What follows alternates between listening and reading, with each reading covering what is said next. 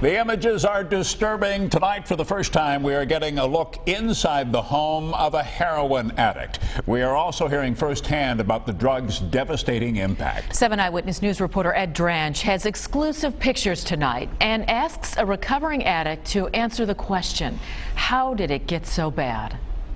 Needles scattered and stashed, Narcan not far away. It's two opposite ends. It's the devil and God on your shoulder. Captain Scott Lombardo is looking at life inside this Lockport home, a heroin user's suburban spiral documented in pictures obtained by 7 Eyewitness News, something he says his drug task force finds all too often. It's not an inner city problem. This problem is a problem for the suburbs. This problem is a Western New York, United States problem. It's so pervasive it's affecting teens and young adults like Audrey Harrison. Wow. Who's surprised by what she sees. That is very extreme. A point of view Heroin made me so miserable. Based on a personal problem. Heroin took my life. Didn't actually kill me, but it took my life. It owned me. These are not pictures from Audrey's house, but she says the drug's grasp was so firm it controlled her every thought. I woke up in the morning, the first thing I had to do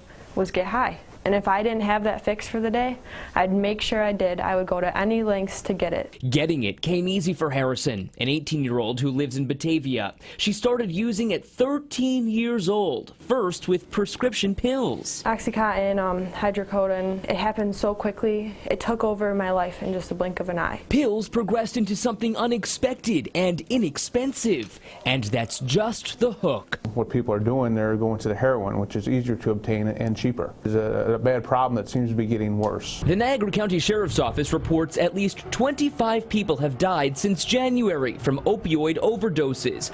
First responders report they've dealt with more than 145 overdoses this year alone, with a majority of users saved with Narcan. Really, you need to stop it where it comes in. But stopping it where it starts poses an even bigger problem. Afghanistan, the Middle East, that's where your heroin's coming from. Stuff that people buy drugs, not only heroin, but other types of drugs too. You're sponsoring terrorism in a way, or terrorist organizations. Drug task force agents are raiding homes, working with the feds to try and root out higher level dealers. Doesn't matter if you're in the city, the country, it's there, it's available. Despite its availability, Audrey's been sober for a year and commits to a 12-step program, treatment, and surrounds herself with recovering addicts, counting her blessings every day, life chief among them. Now that I have my life back, it's amazing. And it's not just about the fact that I have a car, I have a license, I have clothes, I have money. It's not about that. It's the fact that I have me today.